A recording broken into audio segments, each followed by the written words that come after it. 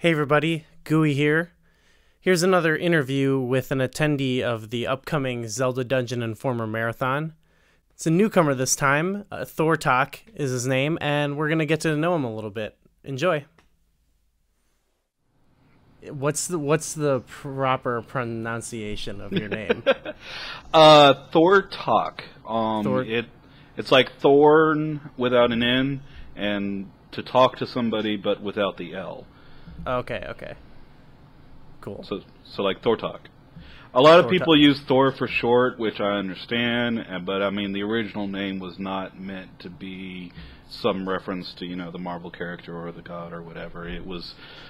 There's actually a story behind the creation of the name if you want it. Oh, sure, yeah. Let us in. So, Diablo, the original Diablo 1. My screen name at the time was Nux. It was short for Knuckles, K-N-U-X, because I'm a big Sonic fan. And I found out to my 14-year-old's chagrin that I was not the only Nux on the internet, and I was forlorn. And I had named my characters in Diablo. My warrior was named Nux because it was my main character, and my rogue was named the creative name of Rogi, and the sorcerer, that African American, casts spells and he looks all dark and grim and whatever, and I had just randomly thrown some letters together and come up with some sort of like African, or so I thought, sounding name of Thortok. And so when I was despairing that I was not the only Nux on the internet, I went around and looked, I googled Thortok, and there was no Thortok on the internet, and so I'm like, yeah, it's the only Thortok. So, and I've been Thortok ever since. Has anyone ever stepped to your name, like challenged you, like, I'm Thortok? The first time that happened was in World of Warcraft. It actually showed up under the random name generator, which is weird. So, like, when I went to make a character on one server somewhere, and Thortok was already taken, I was like, what? And then I was like, starting to think about trademarking my name or whatever, but I got over it. So, but in 2000 I did make a switch to Thortok 2000 for most of my usernames, but the basic of Thortok is, if you Google it, I'm still about 98.9% of the search results. It is almost exclusively mine. Okay. Well, that's pretty unique. Well, a lot of people can't say that they have a unique screen name like that. I know, right? And not that I have much of an online identity yet, but if I ever do, then Thortok. So yeah, we can talk about the marathon. This is gonna be your first time, of course. Yep. I'm nodding. You can't see that. Have you ever attended anything like this? As far as like a gaming convention or group of people getting together to play video games, or no, really, nothing even remotely. And so I'm very excited. About the closest I could say is I've done LAN parties. Get all the computers together and host a LAN party. I still remember one of my first LAN parties, actually, some very memorable moments from that. But, yeah, that's about the closest of let's get together and game that I have ever done. And nothing quite in the excess of, a week straight of gaming. Oh, no. A couple of the LAN parties were lock-in, like, we'd go to there was actually a sort of like an internet cafe for gaming back in Baton Rouge, and they had a lock-in special, because normally it's like pay by the hour, and we couldn't really afford that for very long, but the lock-in special was like $10 for the whole night, and you'd get locked in Friday night, and you can leave Saturday morning when they open for business, and so you get $10 to play the whole night, and that was fun. Oh, that's very cool. What did you play at those? That was back in the days of like the original Quake and Counter-Strike and stuff like that. And the Quake, I don't know. I really didn't know much about Quake. It was the first time that I've been probably the only time I've ever played it. But I was this like robot tin can character, and I was horrible at fighting. But we were playing the capture the flag thing, and what I was really good at was ignoring combat and going through all these avenues that weren't guarded very well and just running past people and being very hard to hit. And so I would capture the flag over and over again and not really fight anybody, just cap the flag over and over again. And I was playing the can, and so people were like, kick the can, kick the can! And so that was hilarious. And then it got to the point where if they saw me, they would prioritize me and kill me first because they knew I was going for the flag. And so I had to switch it up, and there were, play a different character or whatever, and some of that was like really hilarious. Cool. Have you enjoyed any like marathons, gaming marathons, Zelda marathons in the past? As far as watching them? Yeah. I have seen here and there a couple videos. My attention span for that kind of stuff it's the same thing with sports. I'd rather play than watch. And there have been a couple times where I'm like, how do they do that? And there was one with a blindfolded Zelda 64 speed run, and it had the camera of him while he was playing as well, so that you could tell he was blindfolded, and he was doing all these glitches and stuff while blindfolded. Like, I can understand doing the glitches, and I can understand doing it blindfolded, but doing it blindfolded and using these, well, I call them glitches, but the part where you go specific, frame-specific, jumping against the doors and all those, skips and whatever they call them, but doing it blindfolded, and that was just really impressive to me. Yeah, that's really impressive. So, and I think that was one of the other Zelda thons that happened in, or maybe the Mario speed run that they make. But other than really really standout moments like that, where I just watch a clip or two from it, I haven't really sat down and like watched a marathon. Yeah, that it's one of those things where it's happening the whole week, so you'll check in with it or something like that. I guess there are a lot of people. We get a lot of people who are just watching a lot of it, which is awesome. Oh yeah, I mean, I have, once I was invited to this, I have watched a few of the, again, clips from past broadcasts and stuff, and it's definitely looks interesting to watch, but it also looks much more interesting to actually be there playing and stuff. So that's the part I'm looking forward to. Yeah, it is fun. It's obviously really fun to be there playing the games, but it's also cool, like, the situations around that, like the whole week, socializing, hanging out with people. All the stuff that happens off camera as well. Oh, yeah. It's like a big family get-together at this point. Oh, yeah, I'm definitely looking forward to putting faces to names and meeting people and making friends and stuff. In my area of the woods, there's not, or I haven't met a lot of gamers and stuff, and so I'm sort of like one of the best video gamers that I know because I just haven't met that many people. And so when I see some of the clips and stuff from people playing like Twilight Princess and stuff, it's like, I didn't know you could do that.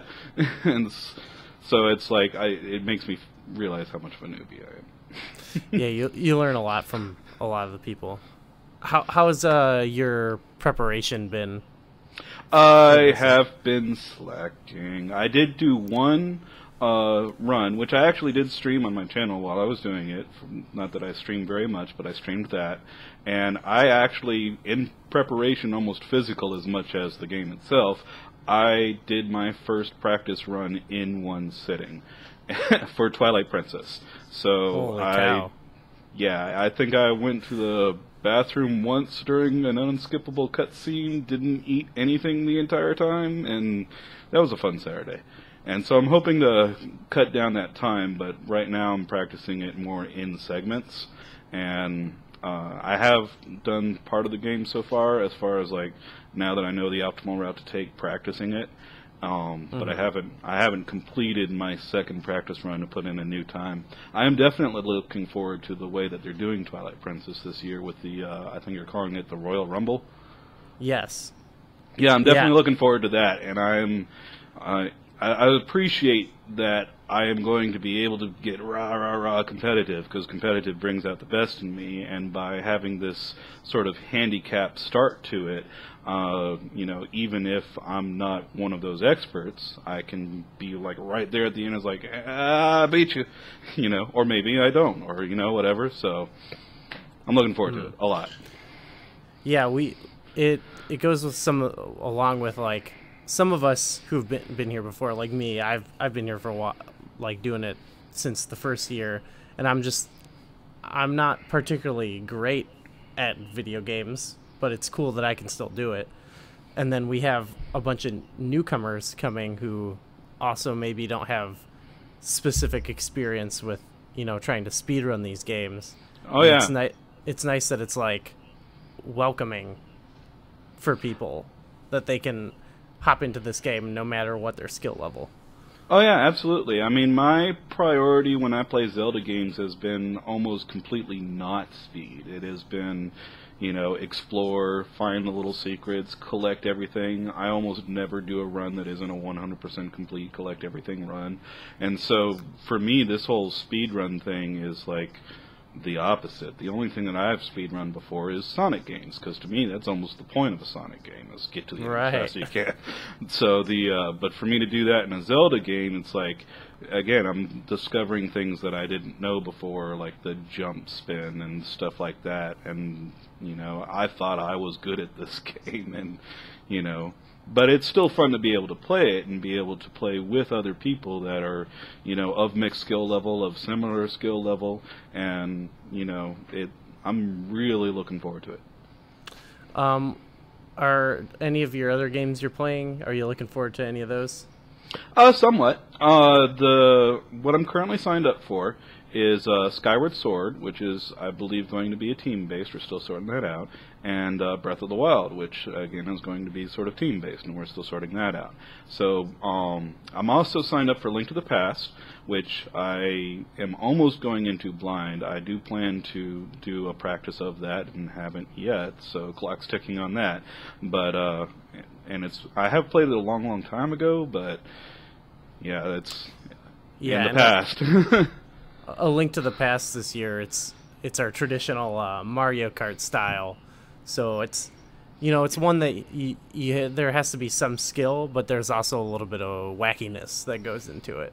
And I'm a very wacky person, so I'm definitely looking forward to that as well. So it's suited to your skills. Yeah. And then, as far as Skyward Sword goes, people who've... Oh, go ahead.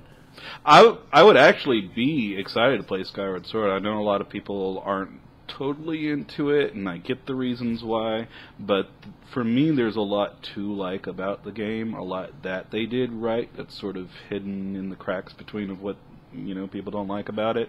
And I feel like especially the dungeon structure and stuff was a little bit more thought out than they usually do, and like how the dungeons are different from each other, had the aesthetics of the dungeons and stuff like that, and following the traditional Zelda formula, which, I mean, some people don't even like that, but the traditional formula of you find the item, you use the item, you use the item on the boss even, and then that's the dungeon.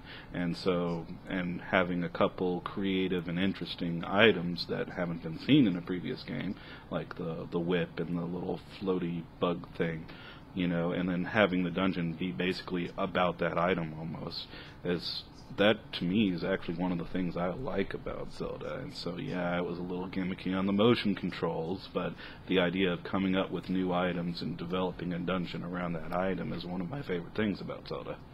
Mm-hmm. Yeah, I think there was some backlash towards the game, but I think people are starting to come back around to it again. Yeah, I remember someone I used to know showed me this Zelda rap, and one of the things that they did during just for a split second, and it kind of looks like the Hyrulean hieroglyphs, but it's actually Skyward Sword is bad written over and over again, and just made to look like Hylian. And man.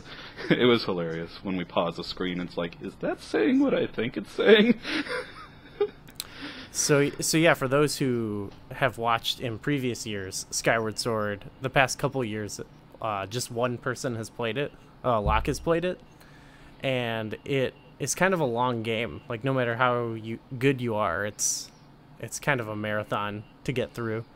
Yeah, just like Twilight Princess, even though with all the skippable cutscenes, it's still like 6 hours, 7 hour plus, even for the fast people, and it's more like 12, 13 hours for the slow people. Mm-hmm. So this year we're doing something new with Skyward Sword in that we're gonna have a team-based race. So we're gonna have people trading in to get through it, which is one. It's gonna be nice for people playing it because a lot of people don't want to commit to, however many hours, such a long game. So this will be good for the players, but also when you're playing, it's easier to get more excited about it when you haven't been playing that long. And I think that'll be exciting for people to watch, to see the teams changing and stuff like that. Oh, absolutely. And I definitely look forward to stepping in. Again, we haven't sorted out the teams yet, to my knowledge, and so I don't know who I'll be teamed with. But I definitely look forward to stepping in and be like, oh yeah, I want to do that part. I want to do that part, and so stuff like that. So yeah, we haven't fully gotten the team situation sorted out yet, but we'll have more announcements on that coming in the future as we get closer to the marathon. Yeah, and the same thing with Breath of the Wild, since it's also going to be team-based, I hear. Yes, and there's a very special gimmick attached to that one that we're going to reveal in a future video. Absolutely, I'm looking forward to that reveal. One thing you brought up was your single sitting of Twilight Princess. Yes. Theoretically, that's the max amount of time you're going to play that game now? Right. I doubt, considering how many mistakes I made in that playthrough, I doubt I'm going to exceed that amount of time at all. I'm definitely cutting it down from there. So it's kind of good because not only have you prepared your playthrough for that long of an experience, you've prepared your body. Like, no sitting of any game you'll be playing will be longer than that now. Pretty much. It's one of the reasons why I did that is because it's like, why practice it in pieces if that's not how I'm actually going to do it on the day, So it's like you were practicing with weights on. Yeah, pretty much. And I went into it blind, going only from memory, and from never having done a not 100% run before, so I'm like, I just skipped the cutscene that tells me where to go. Where do I go? So I'd almost never even skipped a cutscene in Twilight Princess before, and so now I'm like, wow, I am now all the way over here. How did I get here? Where do I go now? So yeah, there is in my recent stream of it, there was a weird one where you beat the water temple, the lake bed temple, and then you skip the cutscene, and then you're like in the middle of Hyrule Field, and Midna is like hurt, and you have to save her, and you're like, oh, okay, I'm here now. Yep, story happened. A lot of story, apparently.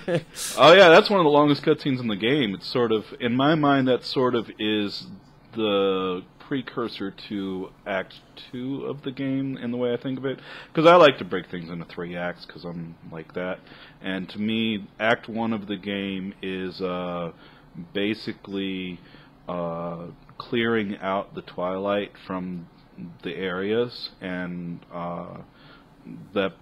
when you clear out the Twilight from Lanayru, there's no more Twilight, but the world is not saved yet, and then this thing happens with Midna, and then and so that sort of gets into Act 2, where you're now like, there's no more Twilight, but there's still stuff going on, and so like Market Town is oblivious, even though this castle's in this huge diamond or whatever, and people are just going about their days, and there's sort of, it almost takes this kind of tone of darkness in the shadows as opposed to overruling the world, And so you're having to like investigate and find secrets and stuff, and find all these words for the city, how to get into the city and the sky again, and finding stuff that's a little bit off the beaten path in Act 2.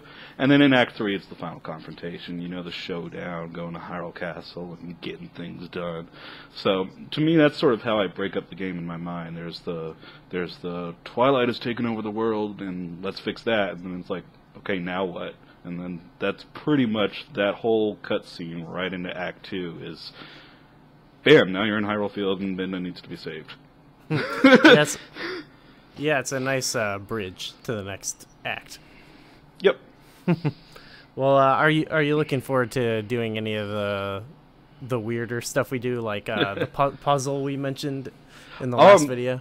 I'm very much looking forward to that puzzle. I'm like ready to tackle that puzzle. I'm almost looking forward to that more than the games, because again, I'm a very wacky person, so I love doing this, outside the normal, stuff that you haven't seen before kind of stuff. And a puzzle is like, and so finding a way to make that fun and interesting is almost the challenge, more so than the puzzle itself. Is like, how can we engage our audience while we put small pieces of cardboard together?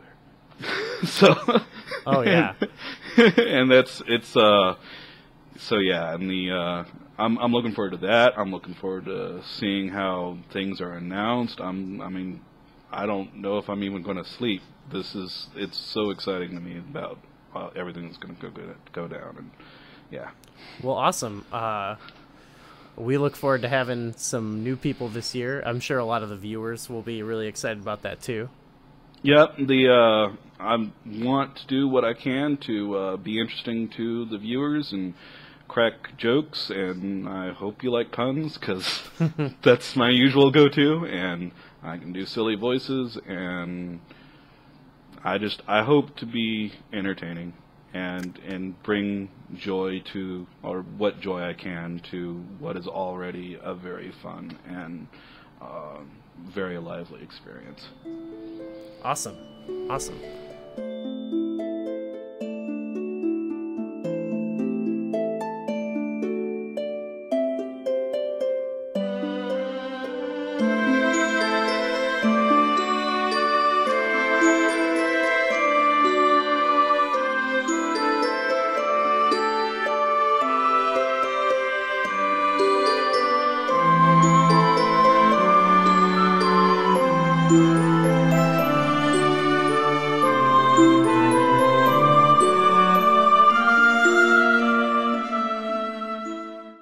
Wake up, Link.